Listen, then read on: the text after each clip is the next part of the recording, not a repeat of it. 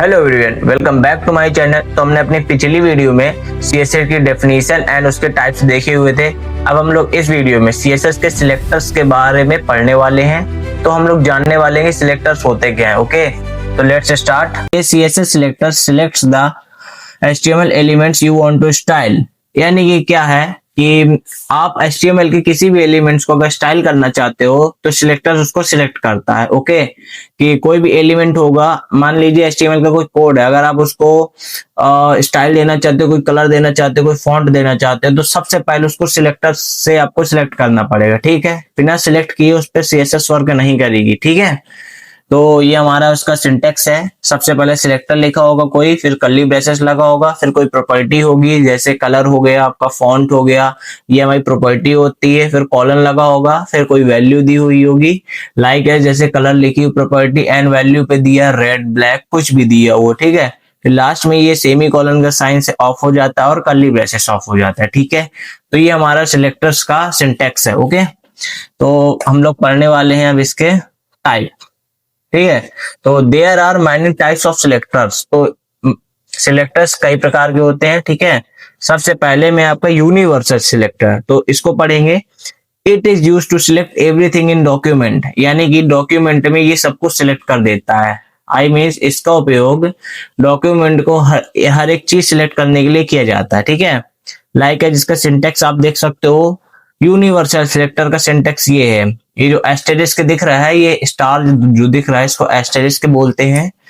और curly braces के अंदर हम लोग प्रॉपर्टी और कॉलन एंड वैल्यू और सेमी कॉलन के साथ इसको प्रॉपर लिखते हैं। बट इसका जो यूनिवर्सल सिलेक्टर है ये होता है एस्टेरिस्क। ठीक है, तो हमें यूनिवर्सल सिलेक्टर का यूज करने के लिए हमें एस्टेरिस्क लगाना पड़ेगा एंड प्रॉपर्टी एंड वैल्यू ये सब लिखनी पड़ेगी। ठीक है, और एग्जाम्पल इसका देख सकते हो, एस्टेरिस्क लगा हुआ है, मतलब जहां एस्टेरिस्क लगा हो समझ लो कि यूनिवर्सल सिलेक्टर का यूज हो रहा है। और एक प्रकार से ये भी, अगर आपको यूनिवर्सल सिलेक्टर का यूज करना है तो एस्टेरिस्क का यूज करना पड़ेगा, तब यूनिवर्सल होगा।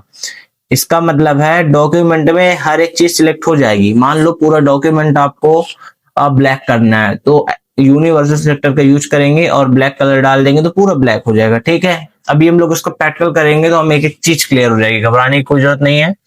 तो इसका ये एग्जांपल है, कलर ब्लैक कर दोगे तो पूरा डॉक्यूमेंट हमारा ब्लैक हो जाएगा। नेक्स्ट है हमारा element selector. It is used to select all elements of the same type. इसका मतलब है इसका उपयोग सेम टाइप के सभी एलिमेंट्स को सिलेक्ट करने के लिए किया जाता है। ठीक है, और जैसे एलिमेंट्स बोले तो जैसे पैराग्राफ टैग हो गया, आपका हेडिंग टैग हो गया, और भी कई टैग्स हो गए, उन्हें कहते हैं एलिमेंट्स। ठीक है, अभी हम लोग पढ़ के आए हैं टैग्स एंड एलिमेंट्स पढ़ के आए हैं, तो वही होता है एलिमेंट्स। ठीक है, लाइक एज देखो अभी एग्जांपल इसमें लिखा हुआ है पैराग्राफ का, ये हमारा सिंटेक्स होता है। कोई भी एलिमेंट नाम दे देंगे, जैसे पैराग्राफ है। ठीक है, ये इधर एलिमेंट नेम है और अंदर प्रॉपर्टी वैल्यू सेम रहेगी जैसे लिखते हैं, और कर्ली ब्रेसेस ऑफ हो जाएंगे। ठीक है, तो जैसे हमारा ये एग्जाम्पल है, एक पी दिया है, यानी हमें पैराग्राफ को रेड करना है। कुछ भी कर सकते हो इसको, इसका फॉन्ट भी चेंज कर सकते हो, तो इधर फॉन्ट दे सकते हो, इधर फॉन्ट की फैमिली दे सकते हो, ये सब कुछ हो जाता है। लेकिन मैं आपको एक एग्जांपल के लिए बता रहा हूं ताकि हम लोग ये सीख जाएं कि एक एलिमेंट्स को हम लोग सिलेक्ट कैसे करते हैं। ठीक है, सिलेक्टर्स के द्वारा हम लोग चीजों को कैसे सिलेक्ट करते हैं और उसके ऊपर चीजें अप्लाई हो रही कि नहीं। बाकी काम हम लोग कुछ भी कर सकते हो, आप मार्जिन सेट कर सकते हो, पैडिंग सेट कर सकते हो। अभी हम ये चीजें बिल्कुल डिटेल से पढ़ेंगे। ठीक है, परेशान होने की कोई भी जरूरत नहीं है। नेक्स्ट हमारा है ID selector. It is used to select an element based on the value of the element's ID attribute. इसका उपयोग वैल्यू के बेस पर, एलिमेंट्स के वैल्यू के बेस पर आईडी एट्रीब्यूट के द्वारा किया जाता है। लाइक एज आईडी एट्रीब्यूट क्या होता है, इसका सिंटेक्स होता है हैश टैग। हैश टैग होगा, हमें अगर आईडी लिखना है, देखो इसकी आप डेफिनेशन पे मत जाओ, इसको सीधे समझ लो। ठीक है, जैसे हैशटैग है, आईडी का यूज करना है हमको। ठीक है, इसमें हम लोग आईडी के थ्रू, आईडी एट्रीब्यूट के थ्रू हम लोग इसको सिलेक्ट करते हैं। आईडी का यूज करने के लिए हैशटैग का यूज करते हैं एंड कोई भी आईडी का नाम दिया होगा, HTML कोड होगा, उसमें मान लीजिए हमने आईडी दे दिया है, उसको कुछ भी आईडी दे दी, जैसे आइडेंटिटी होती है ना स्टूडेंट की, कि तुम्हारा रोल नंबर 10 है, उसका 15 है, उसका 20 है, सेम इसी तरीके हम आईडी दे देंगे। जैसे हमने आईडी दे दी उसको 15, रोल नंबर 15, इस तरह सेम जैसे S1 S2 S3 दे दी, कुछ भी दे दिया जो आपको देना हो, ठीक है। आईडी को सिलेक्ट करने के लिए हैशटैग का यूज करते हैं एंड आईडी का नाम लिख देते हैं, जो भी मान लीजिए माई आईडी लिखा हुआ है नेम, मैंने आईडी का नाम दे दिया माई आईडी, ठीक है। एंड हैशटैग लगा के इसको हम लोग सिलेक्ट करेंगे और प्रॉपर्टी एंड वैल्यू दे देंगे तो सेम चीज हो जाएगी। लाइक एग्जांपल देख लो, इधर लिखा हुआ है हैशटैग का यूज किया गया माई आईडी के लिए एंड माई आईडी का नाम लिखा है, जो भी हमने आईडी दी होगी अपने HTML कोड में, एंड कलर दे दिए ब्लू, यानी कि S1 आईडी जिसका भी होगा उसका कलर ब्लू हो जाएगा, समझ गए। तो इन तीनों सिलेक्टर्स को एक बार देख लेते हैं कि सिलेक्टर्स क्या होते हैं। यूनिवर्सल का मतलब होता है एस्टेरिस्क, एलिमेंट सिलेक्टर का मतलब होता है हम एलिमेंट का नाम लिख देंगे, वो उस पर सिलेक्ट हो जाएगा। आईडी सिलेक्टर क्या है, आईडी सिलेक्टर का यूज करने के लिए हैशटैग का यूज करते हैं, ठीक है। अब हम लोग पढ़ेंगे क्लास सिलेक्टर। तो क्लास सिलेक्टर क्या होता है, जैसे आईडी सिलेक्टर होता है, आईडी सिलेक्टर में हम लोग हैशटैग का यूज करते हैं, तो क्लास सिलेक्टर में हम लोग डॉट यूज करते हैं, ठीक है। तो ये डेफिनेशन दी हुई है, it is used to select an element based on their class attribute, यानी कि इसमें हम लोग क्लास एट्रीब्यूट के थ्रू हम लोग इसको एक्सेस करते हैं, ठीक है। We can group the elements using class, और हम लोग क्लास के थ्रू इसको ग्रुपिंग भी कर सकते हैं, ठीक है। तो सिंपल सी भाषा में समझ लो, ये जो सिंटेक्स है इसका सिंटेक्स क्या है, डॉट, हम लोग क्लास को एक्सेस करने के लिए डॉट का यूज करेंगे। तो ये पॉइंट दिख रहा है, इसको डॉट कहते हैं। माई क्लास दे दो, क्लास कुछ भी हो सकती है, लाइक एज मैंने S1 आईडी दी थी, इधर मैंने S2 क्लास दे दी है, नाम कुछ भी हो सकता है, आप कुछ भी दे सकते हो, नॉट अ प्रॉब्लम। तो माई क्लास दे दिया, प्रॉपर्टी वैल्यू सेम रहेगी जो रहता है, कलर वगैरह हम लोग कलर अभी यूज कर रहे हैं, इसलिए यूज कर रहे हैं क्योंकि हम लोग जस्ट एग्जाम्पल कर रहे हैं, आप कुछ भी यूज कर सकते हो, अभी सब कुछ सीखेंगे, हमें सब कुछ करना पड़ेगा, लेकिन अभी हम लोग इसलिए यूज कर रहे हैं ताकि हमें पता चल जाए कि सिलेक्ट हो रहा है या नहीं, ठीक है। तो ये एग्जाम्पल है, डॉट लगा के हमने अपनी क्लास को एक्सेस कर लिया और कलर दे दिया ऑरेंज, तो ऑरेंज हो जाएगी क्लास, ठीक है।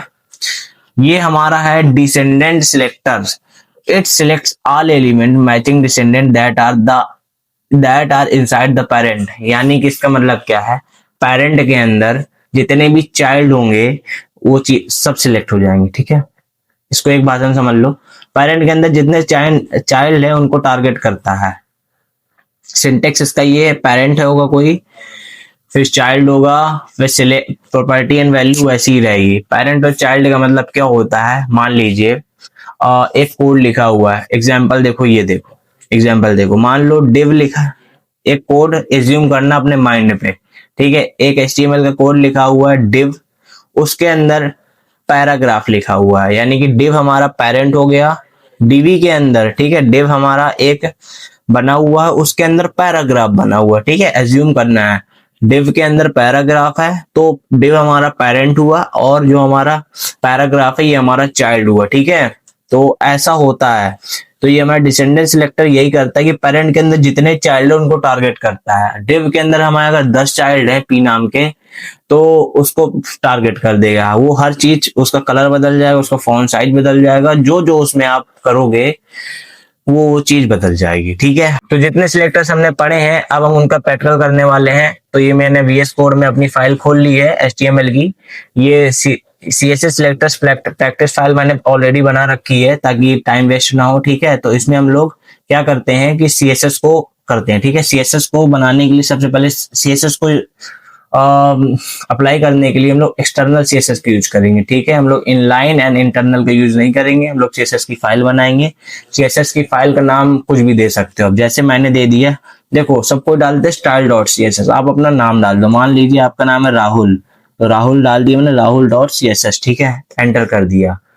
फिर अभी देखो हमारी CSS उसमें अप्लाई नहीं होगी, क्यों नहीं अप्लाई होगी, अभी इसमें हमें लिंक करना है। HTML से CSS को लिंक करने के लिए हमें क्या लिखना पड़ता है, link relation is equal to style sheet, ठीक है। ये हमारा कोड होता है और इसमें हाइपर रेफरेंस डालना पड़ता है, फाइल का नाम है हमारा rahul.css, ठीक है, rahul.css, ठीक है। तो ये हमने डाल दी, कंट्रोल S कर दिया। अब हमारी जो CSS की फाइल है वो हमसे लिंक हो चुकी है। मान लो अभी इसको हम रन कराते हैं, कंट्रोल F5 से रन कराया, ठीक है। तो ऐसा हमारा HTML का पेज है, मैंने ऐसे ही बना रखा है, तो प्रैक्टिस के लिए तो इस पे हम लोग जितना हमने सिलेक्टर पढ़ा है उसको अप्लाई करेंगे, ठीक है।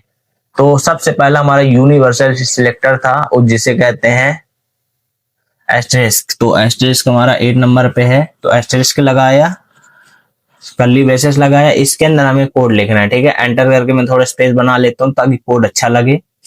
इस पे मैं क्या करता हूँ, कलर कलर कर दे, देखो कलर नहीं, हाँ कलर करते हैं, ठीक है। पहले इधर देख लो एक बार फाइल, देखो इसका डिफॉल्ट कलर क्या है, अभी ब्लैक दिख रहा है। इसका जो डिफॉल्ट कलर है वो ब्लैक है, और इसका बैकग्राउंड जो है वो भी डिफॉल्ट व्हाइट है। तो अब हम इसको चेंजिंग करते हैं थोड़ा, ठीक है। चेंज क्या करते हैं कि अब हम इसका कलर करना चाहते हैं रेड, और कंट्रोल एस कर देंगे तो देखोगे इधर पूरे डॉक्यूमेंट का कलर रेड हो जाएगा। जितनी भी चीजें हैं इसमें हर चीज रेड हो चुकी हैं, हो गई है ना रेड। तो ये हमारा होता है यूनिवर्सल सिलेक्टर, जो हमारा एस्टेरिस्क से होता है। मान लो हमें इसका बैकग्राउंड कलर करना है, बैकग्राउंड कलर हमने कर दो ब्लैक, ब्लैक कर दिया, ठीक है। सेव करके इधर जाके रिफ्रेश करना F5 से, देखो बैकग्राउंड कलर हमारा ब्लैक हो चुका है। तो अब हम इसमें धीरे धीरे बाकी सिलेक्टर भी यूज करेंगे। नेक्स्ट सिलेक्टर्स था हमारा यूनिवर्सल हो गया। अब मान लो कौन सा सिलेक्टर था, अब हमारा एलिमेंट सिलेक्टर। एलिमेंट सिलेक्टर में क्या करना पड़ता है, तो देखो इसमें सब एलिमेंट दिए गए हैं। मान लो हमें H1 को करना है, ठीक है। ये जो H1 दिख रहा है, हमें इसको वेलकम टू प्रैक्टिस वाला है, ठीक है। देखो अभी H1 क्या रेड कलर का है, तो हम लोग H1 एलिमेंट को करेंगे, ठीक है। तो इसको एलिमेंट के थ्रू करेंगे। एलिमेंट सिलेक्टर में एलिमेंट का नाम लिखना पड़ता है, मैं H1 एलिमेंट का नाम लिखता हूँ। इसका कर दूंगा कलर COLOR, इसका कलर कर दूंगा मैं, अभी रेड है तो मैं इसको मान लो ब्लू कर देता हूँ, ठीक है। कंट्रोल एस से सेव हो जाएगा, और इधर जाके मैं रिफ्रेश करूंगा। वाई, अच्छा ब्लैक ब्लू नहीं हुआ, क्यों नहीं हुआ ब्लू?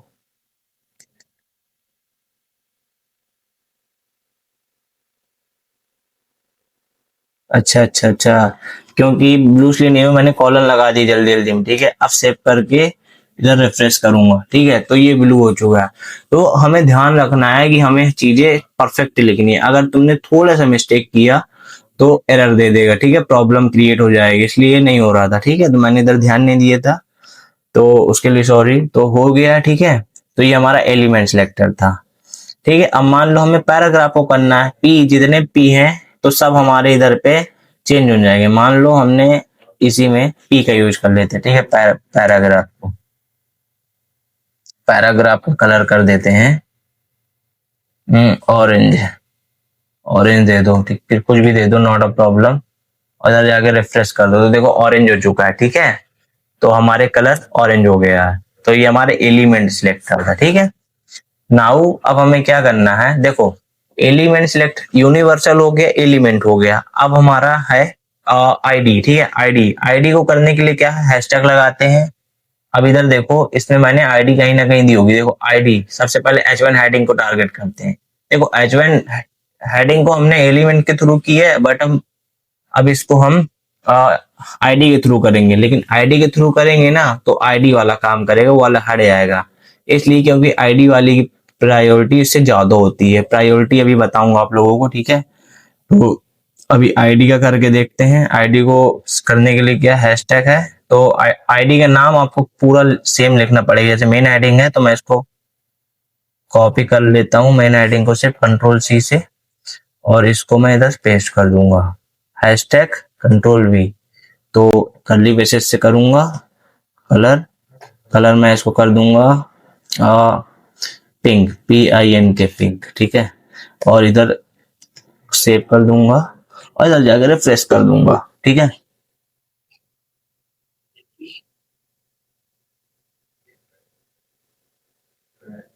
तो देखो ये मेरी जो ऊपर वाली हेडिंग है, वेलकम टू CSS प्रैक्टिस, इस पे थी आईडी, ठीक है, मेन हेडिंग। तो मेरी मेन हेडिंग हो चुकी है पिंक, ठीक है। तो हमारा आईडी सिलेक्टर पर कवर हो गया, ठीक है।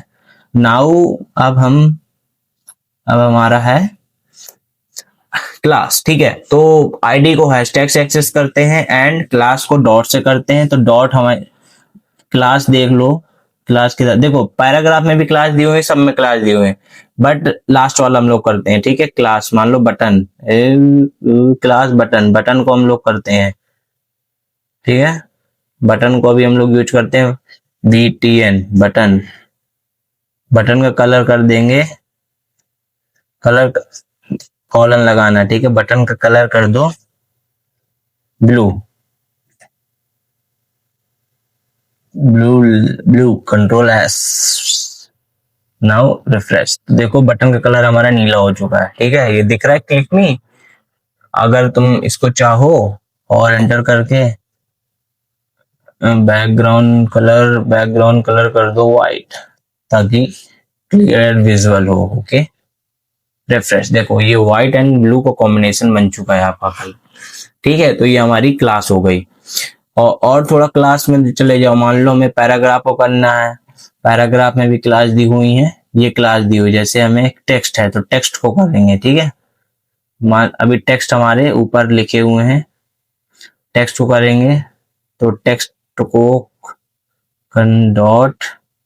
.text टेक्स्ट, टेक्स्ट को करेंगे हम लोग COL कलर, कलर हो जाएंगे ग्रीन, सेमी कॉलन से ऑफ कर देंगे एंड रिफ्रेश कर देंगे। देखो ये हमारे ग्रीन हो चुके हैं, जिसका जिसका हमारा क्लास टेक्स्ट लिखा है वो ग्रीन हो चुके हैं। देखो इधर क्लास टेक्स्ट, ये दिख रहा है, ये साफ साफ ये टेक्स्ट दोनों, तो ये दोनों हमारे ग्रीन हो चुके हैं। इधर देखो, this is paragraph 1, this is paragraph 2। इसके अंदर कंटेंट देखो ना, ये this is paragraph 1, this is paragraph 2, तो ये चीज हमारे ग्रीन हो चुके हैं। तो हमने universal, element and ID and class चारों को देख लिया, ठीक है। लास्ट हमारा बचा डिसेंडेंट, तो डिसेंडेंट सिलेक्टर को देखते हैं। तो इसमें कुछ कोड होगा डिसेंडेंट के लिए भी, जैसे ये डिव है, डिव के अंदर हमारा ये P लिखा हुआ है, ठीक है। नेस्टेड पैराग्राफ, अभी हमारा क्या है P इधर पर, पैराग्राफ देखो हमारा ये है नेस्टेड पैराग्राफ, अभी हमारा ऑरेंज कलर का है, ठीक है। तो ये हमारा ऑरेंज कलर का है, तो इसको चेंज कर दें, ओके। तो इसकी क्लास है इनर, तो हम लोग को डिसेंडेंट यूज करने के लिए डिव लिखना पड़ता और उसके अंदर की चीज लिखनी पड़ती है, ठीक है। तो कैसे यूज करेंगे डिसेंडेंट को, अपने CSS में आएंगे, इसको यूज करने के लिए मान लो डिव लगाएंगे, फिर स्पेस देंगे, P है अंदर पैराग्राफ टैग, तो इसको यूज करेंगे। अब इसका कलर आप चाहते हो कि पिंक हो जाए तो पिंक दे दो, बैकग्राउंड कलर चाहते हो कि इसका पिंक के साथ क्या अच्छा लगेगा, चलो कुछ भी अच्छा लगे, तो ऐसी चीज दे दो जो दिखाई दे। मान लो मैं ब्लैक दे देता हूँ, ठीक है। बैकग्राउंड कलर ऑलरेडी ब्लैक है, रिफ्रेश कर देता हूँ। देखो पैराग्राफ इनसाइड, ये डिव भी हो गया और ये भी हो गया, ठीक है। मतलब कि जितना इसके अंदर कंटेंट था हमारा वो सारा कुछ, जैसे ये डिव क्लास है मेरा, ये देखो ये डिव दिख रहा है आपको, डिव के अंदर जितना P है, ये देखो इधर से देखो, ये हमारा डिव है। डिव के अंदर हमने अपना एक पहला पैराग्राफ इनसाइड है और दूसरा पैराग्राफ नेस्टेड पैराग्राफ है, ठीक है। तो ये हमारे पैराग्राफ है। डिसेंडेंट सिलेक्टर का काम ये होता है कि जितने अंदर एलिमेंट्स लिखे हों उन सब का काम, मतलब उन सबको सिलेक्ट करके उनकी स्टाइल चेंज करना, ठीक है। तो ब्लैक जैसे हमने दिया था, तो ब्लैक समझ नहीं आ रहा, तो आप इसको ब्लू दे दो, सेव कर दो एंड नाउ जादू देख लो, ये देखो हो गया पूरा। तो ये थे हमारे सिलेक्टर्स जो CSS में एक इम्पोर्टेंट रोल प्ले करते हैं। बिना सिलेक्टर्स के हमारी जो CSS है वो अप्लाई नहीं होगी, ठीक है। तो अभी कुछ सिलेक्टर्स बचे हुए हैं, तो मैं उनको नेक्स्ट वीडियो में कवर कर दूंगी, क्योंकि मेरी वीडियो काफी लेंदी हो चुकी है, ठीक है। तो मिलते हैं नेक्स्ट वीडियो पे।